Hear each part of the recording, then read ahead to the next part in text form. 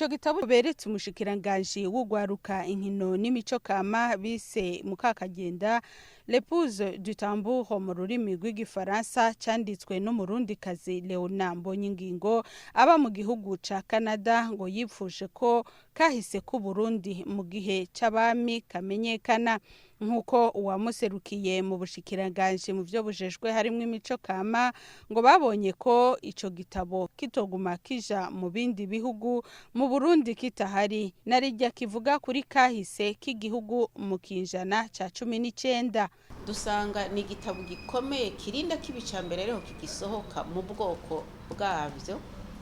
ibitabo bivuga kahise hanyuma turamubwira tuti ni vyiza cyane ko abazungu batanguye kugishima tuca twumva no mu mubirigi bariko baramuhamagara ngo aje kukibabwira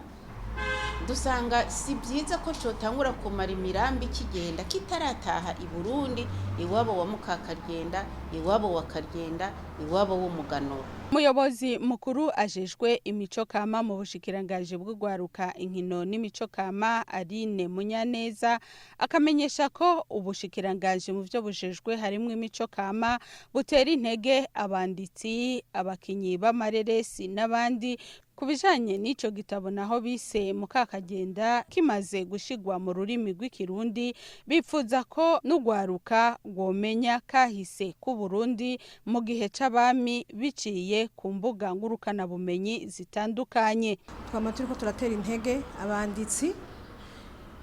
bariko barandika cane ku kahise ku Burundi kubera ko murazi ko akahise ku Burundi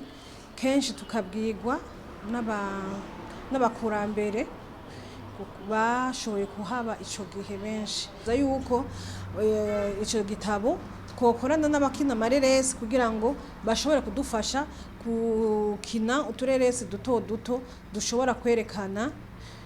dushobora no gushira mu novuga ati muri ubu buhinga bwa none kuri ya YouTube kuri Instagram kubera ko nivyo ugwaruka kenshi bakunda kuraba